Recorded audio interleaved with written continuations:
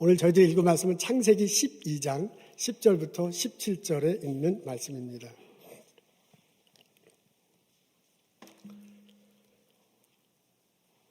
제가 읽겠습니다. 그 땅에 기근이 들었으므로 아브람이 애굽에 거류하려고 그리로 내려갔으니 이는 그 땅에 기근이 심하였습니다. 그가 애굽에 가까이 이르렀을 때 그의 아내 사레에게 말하되 내가 알기에 그대는 아리따운 여인이라. 애굽 사람이 그대를 볼 때 이르기를 이는 그의 아내라 하여 나는 죽이고 그대는 살리리니 원하건대 그대는 나의 누이라 하라. 그러면 내가 그대로 말미암아 안전하고 내 목숨이 그대로 말미암아 보존되리라 하니라. 아브라함이 애굽에 이르렀을 때 애굽 사람들이 그 여인의 심히 아름다움을 보았고 바로의 고관들도 그를 보고 바로 앞에서 칭찬함으로 그 여인을 바로의 궁으로 이끌어 들인지라.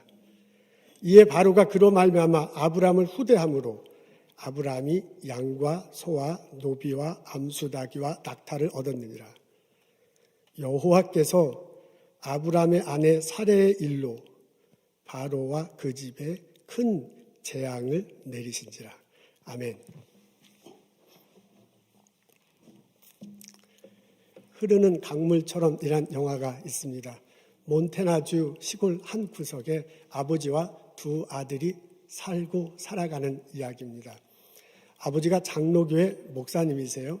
완고하게 아이들을 교육시키고 그리고 집에서 공부를 시킵니다. 초등학교는 홈스쿨링 했어요. 그래서 이제 아버지가 교육을 합니다. 이 부자지간에 가장 흥미있는 게 있는데 뭐냐면 낚시를 하는 겁니다. 주변에 강이 흐르고 있는데 그 강가에서 플라이 피싱 쭉 하는 거 있죠. 그 플라이 피싱 하는 게 이들의 큰 낙입니다. 아버지가 강가에 가서 어떻게 강물이 흘러가는 강물을 어떻게 봐야 될지, 어디가 길목이 좋은지, 어떤 식으로 낚시를 던져야 고기가 잡히는지를 알려줍니다. 큰아들은 아버지가 하라는 그대로 해요. 아버지가 하라는 장소에 가고 거기서 낚시줄을 슉 하고 던집니다. 근데 둘째 아들은 안 그래요. 아버지가 말하는 것 대충 듣는 듯 마는 듯 하면서 자기가 원하는 장소에 가서 자기가 원하는 방식으로 낚시를 합니다. 두 아들은 그렇게 자라났습니다. 큰아들은 아버지 기대대로 성장했어요. 다트마우스를 졸업했고 유오브 시카고의 대학원에 들어갔습니다. 대학원에 들어가자마자 강의를 맡게 됐어요. 나중에 졸업하고 그 학교의 교수가 됩니다. 이 사람이 영문학과 교수인데 이 사람이 쓴 자기 이야기입니다. 이야기를 소설로 했는데 그걸 영화한 것입니다. 둘째 아들은 아버지 기대하고는 전혀 다른 삶을 살아갑니다. 지방에 있는 조그만 학교를 졸업해요. 그리고 신문 기자가 됩니다.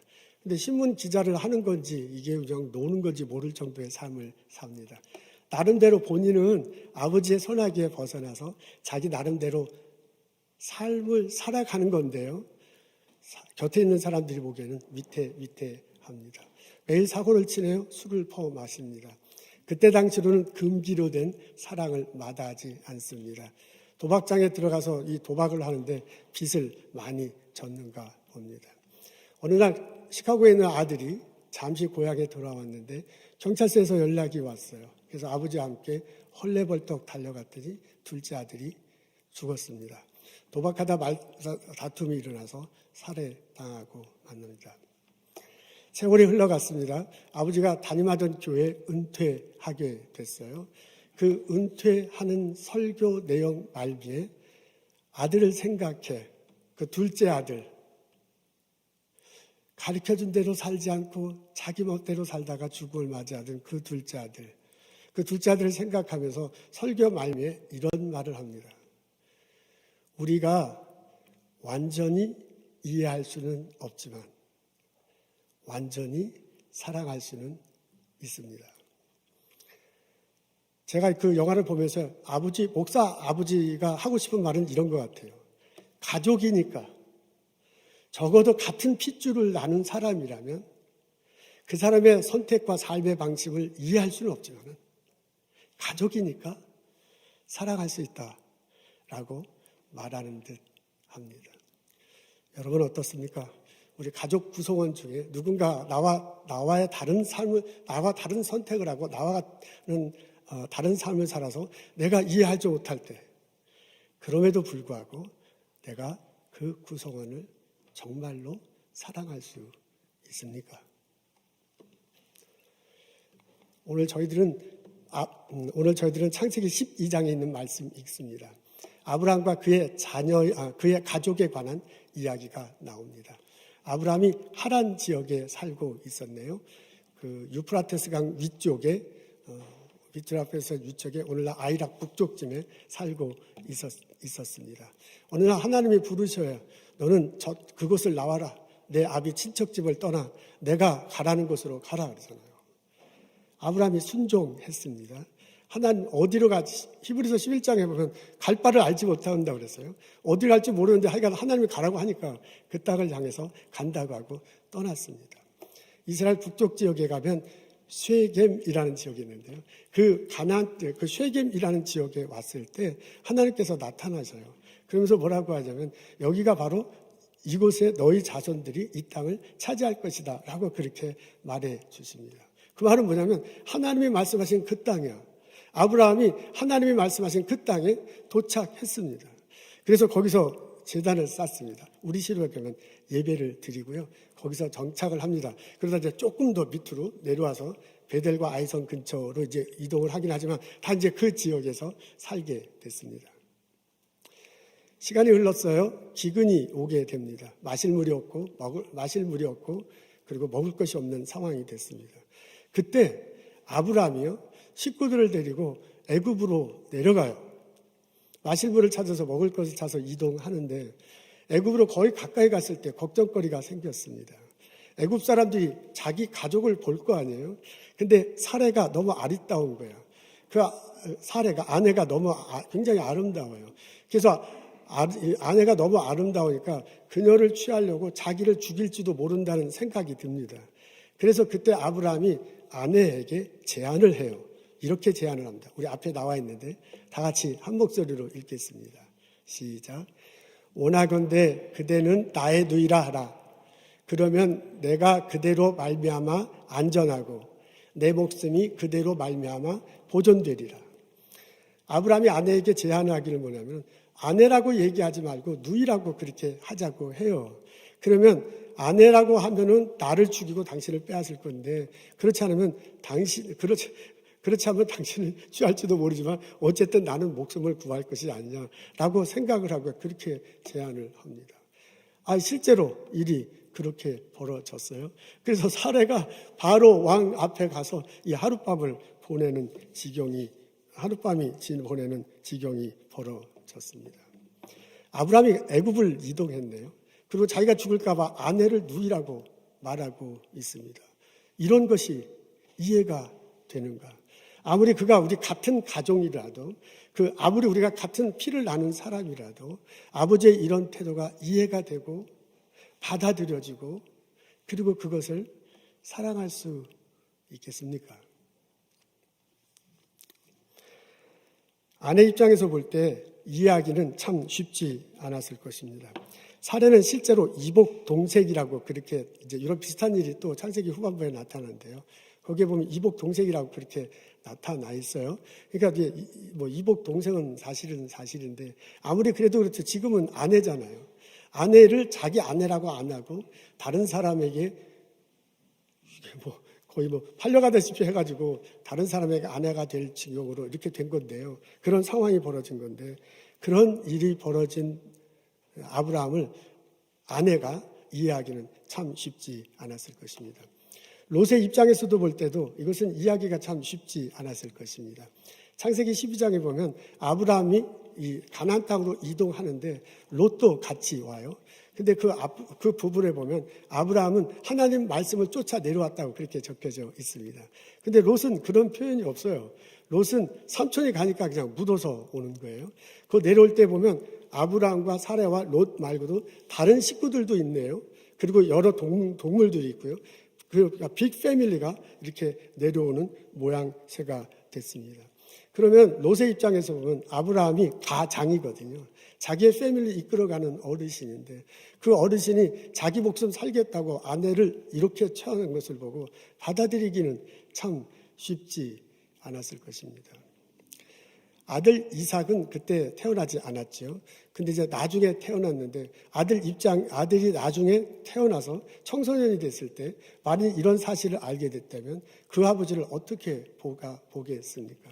뭐 그런 일은 벌어지지 않았지만 실제로 사례가 이렇게 그 왕궁에 들어가서 뭐 첫날 밤을 보내는 뭐 그런 일이 벌어졌다면 뭐 그런 일은 전혀 벌어지지 않겠지요. 근데 만약 그렇게 됐다면 지금 스토리가 그렇게 전개되니까 나중에 이삭은 뭐가 되는 거예요? 이삭은 태어나지도 않는 그런 일들이 벌어질 수 있는 상황이 됐습니다. 이것을 비밀로 이게 아브라함의 흑 역사거든요. 근데 이게 나중에 쉬쉬쉬 했는데 아들이 듣게 됐다면 아들이 청소년이 됐는데 그 사실을 알게 됐다면 아버지를 어떻게 생각하겠어요? 그런 선택을 하고 한 행동을 아버지를 이해하기는 참으로 쉽지 않았을 것입니다. 우리가 볼 때도 이 아브라함의 태도는 참 받아들이기가 쉽지 않습니다. 우리는 아브라함을 믿음의 조상이다라고 그렇게 말하고 있습니다. 아브라함이 그 패밀리, 그 피를 나는 식구뿐만 아니라 그 이스라엘 12부족의 가장이잖아요. 그뿐만 아니라 그리스도 안에서 우리의 조상입니다. 그런 점에서 볼 때는 이번에 믿음의 조상이 이렇게 행동하면 어떻게 할까 하는 불편함이 있습니다.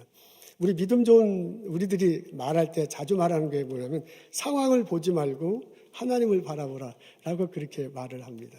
아브라함이 그 가뭄이 들어가지고요. 가뭄 때문에 다시 이렇게 밑으로 내려갔는데 사실 가나안 땅은 하나님이 가라고 해서 간 곳이거든요. 이것이 하나님이 말씀하신 바로 그 땅이야. 그렇다면 그곳에 가뭄이 들더라도 다시 말해서 상황이 어렵게 되더라도 아브라함은 거기서 떠나면 안 돼. 아브라함 자신의 생각대로 물 따라 먹을 것을 따라 애굽에 내려간 것은 신앙적인 행동이 아니야. 우리는 상황을 보지 말고 하나님을 보라잖아요. 하나님 말씀을 듣고 상황을 이기라고 하잖아요. 그러면 아브라함이 이곳에 온 것이 하나님 말씀 따라 그 땅에 온 것이라면 여기가 하나님의 땅이라면 아브라함은 거기를 떠나지 않는 것이 훨씬 더 좋았습니다. 그런 점에서 생각하면 아브라함의 결정과 행동을 먼 신앙의 후손인 우리들도 이해하고 받아들이기는 참 쉽지 않습니다. 아무리 가족이라고 해도 이렇게 이해하기 힘든 결정과 행동을 한 아브라함을 가족들이 어떻게 이해할 수 있을 것인가? 그 가장의 결정을 가족들이 어떻게 받아들이고 사랑할 수 있을 것인가 하는 것이 저의 질문입니다.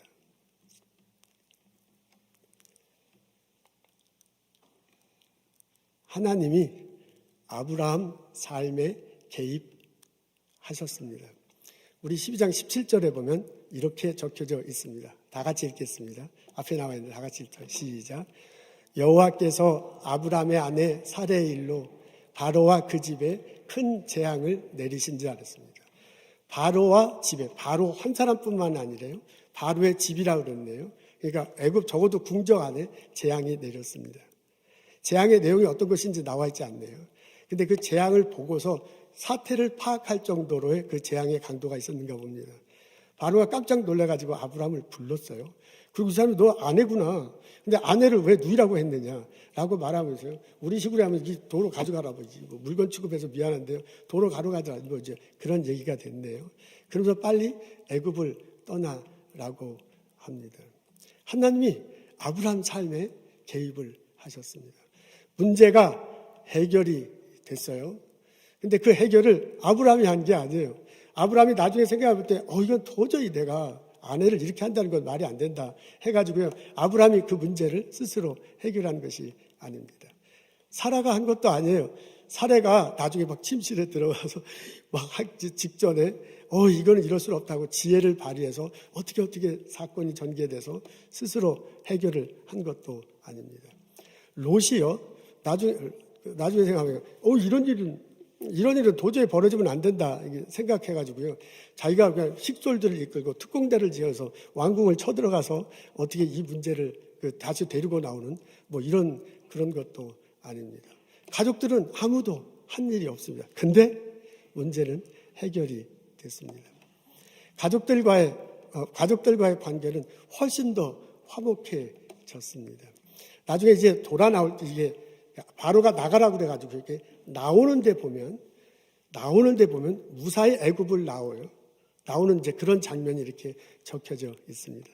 근데 사실 아내 입장으로서 볼 때는 충분히 원망할 그런 상황이거든요. 아무리 당신 목숨이 중요해도 그렇지 어떻게 아내를 누이라고 속이고 내가 그 집에 들어갈 정도까지 이렇게 하느냐라고 충분히 원망할 수 있는 상황입니다. 근데 원망하는 이야기는 나오지 않습니다. 아브라함의 결정과 태도는요 충분히 비난받을 만합니다. 롯이 볼 때는 아니 당신은 우리 패밀리의 가장인데 리더인데 이렇게 아브라함이 제안하는데 이렇게 보면은 자기가 죽느냐 사느냐에 굉장히 민감하지 자기가 데리고 온 다른 가족들에 대한 얘기는 전혀 언급이 없어요. 그런 무책임한 태도가 어디 있습니까? 라고 충분히 비난할 만합니다. 근데 비난받는 장면은 전혀 나와 있지 않습니다. 사건이 해결됐을 때요. 이게 사례가 아내로 들어가면서 소, 낙이 나름대로 그게 재산이거든요. 그 재산을 주는데 그 재산을 도로 반납했다 이런 내용이 없어요. 그래서 이게 좀 읽고서 문맥에 따라 추측해 보건데 아브라함 입장에서는 재산이 더 늘어난 거야. 그리고 그 재산을 가지고 가나안 땅으로 돌아가는 일이 벌어졌습니다. 가족에게 문제가 생겼는데요. 그걸 가족이 스스로 해결한 것이 아니라 하나님이 해결해 주셨습니다.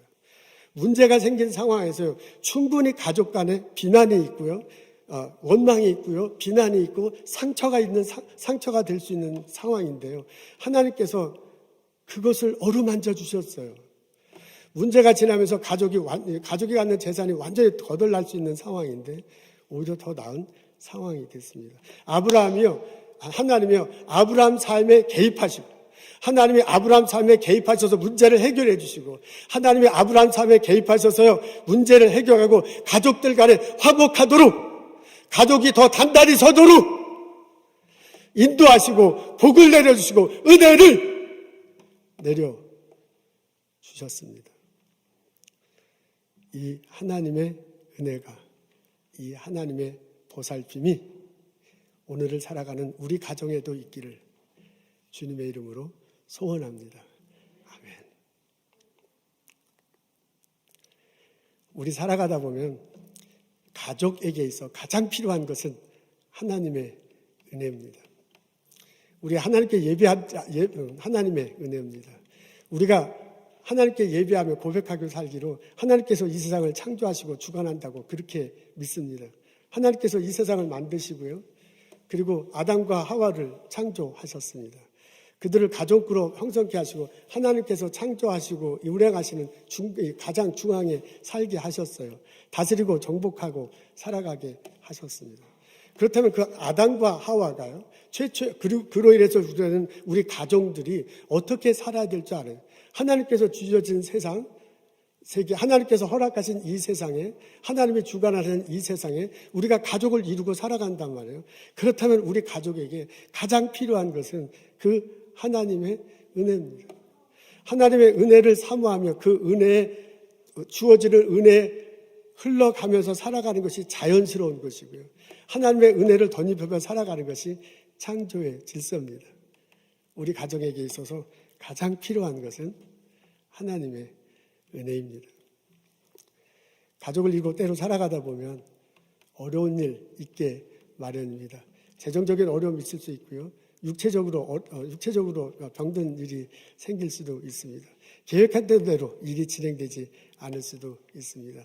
자녀가 마음껏 이렇게 기대하고 하는 만큼 되지 못해서 아쉬울 때도 참 많습니다. 가족 구성원 중에 누군가가 전혀 생각지 못한 일이 벌어져서 어쩔 줄 모르는 그런 상황이 될 수도 있습니다. 그렇게 될 때 가족 구성원들 간에 우리에게 자주 벌어질 수 있는 것들이 있잖아요. 그런 어려움에 지나가다 보면 누군가를 비난할 수 있어요. 우리 가족 구성원 중에 누군가를 원망할 수 있어요. 누구 때문에 내가 이게 힘들다라고 자조 섞인 말로 뇌까릴 수도 있습니다. 그러면서 우리 서로가 상처가 되고, 그러면서 우리 서로가 더 이렇게 소용돌이 속에 빠져 들어가는 거야. 어떻게 해결하고 싶고 어떻게든 빠져나오고 싶지만 점점 더 깊어져가는 저 한 속에 들어갈 수도 있습니다. 그게 우리들의 삶의 모습 중에 일부분입니다. 하나님의 은혜, 하나님의 은혜, 하나님의 은혜, 그것이 필요합니다. 하나님이 이 세상을 창조하시고 하나님이 이 세상을 주관하신다, 하나님이 우리 가족에 대한 계획하심이 있고 인도하심이 있다고 고백한다면, 그 하나님을 예배한다면, 우리가 그 상황에 처해져 있을 때 하나님의 은혜, 그것이 가장 필요합니다. 골로새서 3장에 보면 하나님이 바울을 통해서 이렇게 얘기해 주잖아요.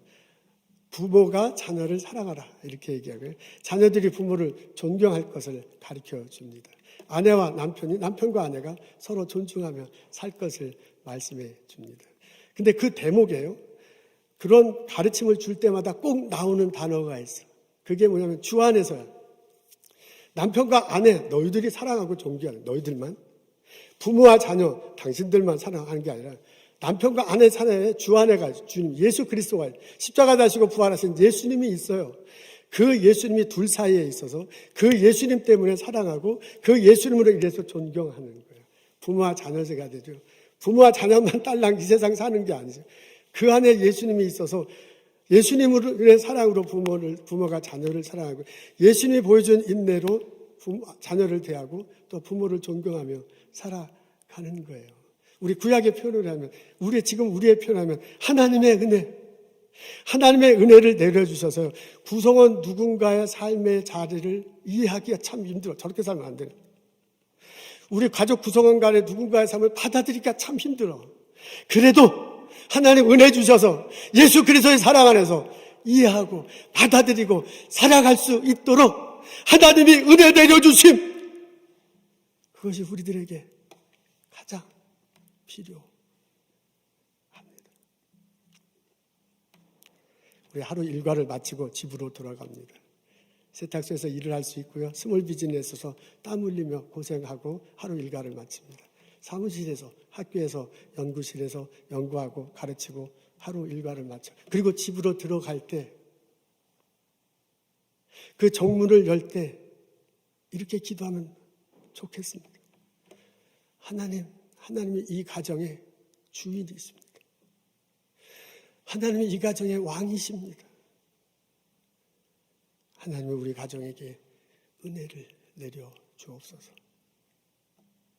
우리 때로 살아가다 어려운 일 있더라도 적어도 나의 가정인 구성원 그 사람을 이해하고 하나님 은혜 가운데 받아들이고 하나님 은혜 가운데 살아가며 살아갈 수 있도록 은혜를 내려 주옵소서. 그런 마음으로, 기렇게 기도하는 마음으로 방 안에 들어가는 나와 여러분 되시기를 주님의 이름으로 소원합니다.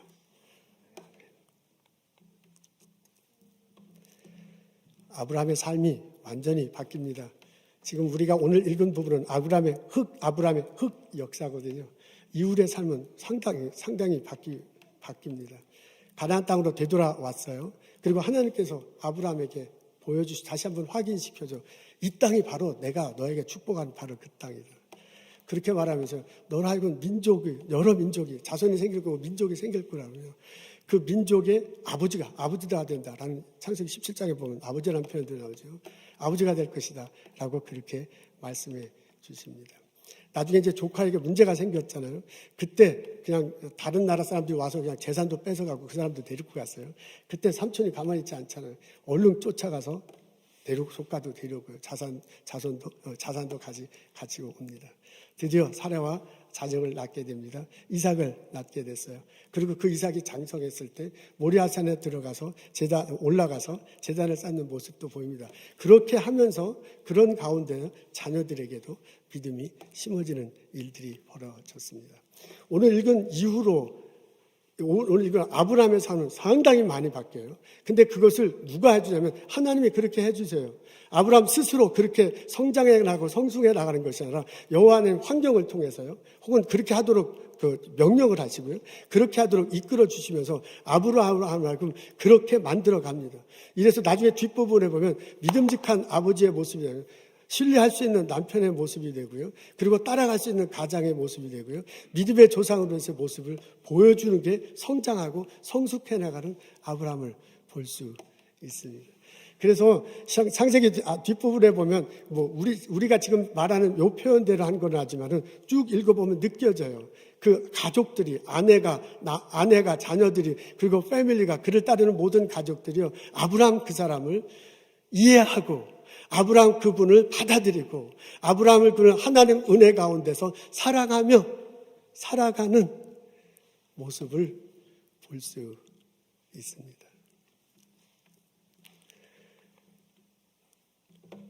영화 흐르는 강물처럼 맨 나중에 보면 목사 아버지가 은퇴하는 장면이 나옵니다. 은퇴 예배 시간에 많은 사람들이 조그만 교회 많은 사람들이 꽉 모입니다. 오래간만에 교인들이 다 모였네요. 오래간만에 시카고에 있는 큰아들, 교수로 있는 그 아들이 자녀들 데리고 예배에 참석했습니다. 그리고 이제 그 사람들에게 하는 이런 내용의 설교를 합니다. 그 사람들에게 죽은 아들을 회상하면서요. 그리고 자기 인생을 살아오고 목회한 것을 회상하면서요. 죽은 아들을 생각하면서 이렇게 얘기합니다. 우리는 누구나 일생에 한 번쯤은 사랑하는 사람이 불행에 처한 걸 보고 이렇게 기도합니다. 주님, 기꺼이 돕게 해 주십시오. 그러나 필요할 때 사실 우리는 가장 가까운 사람조차 거의 돕지 못합니다. 무엇을 도와야 할지도 모르고 때로는 우리가 도와주려고 해도 거절합니다. 이렇게 우리는 서로 이해 못하는 사람들과 살아간다는 것을 인정해야 할 것입니다. 그렇다고 해도 우리는 사랑할 수 있습니다.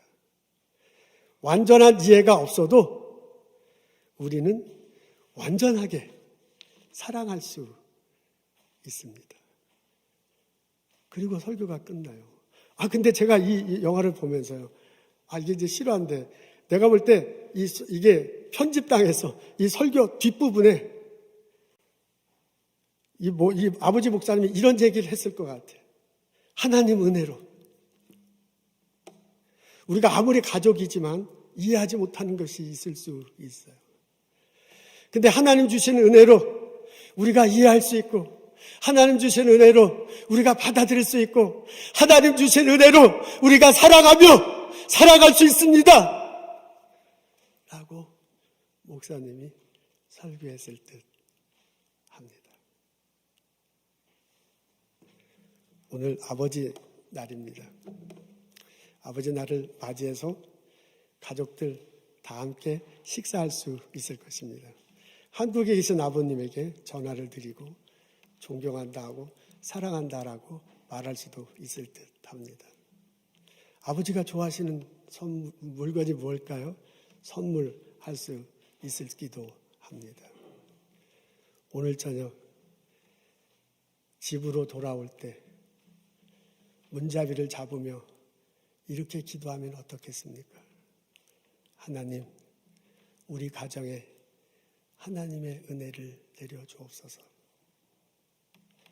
우리 아버지에게 하나님의 은혜를 내려주옵소서.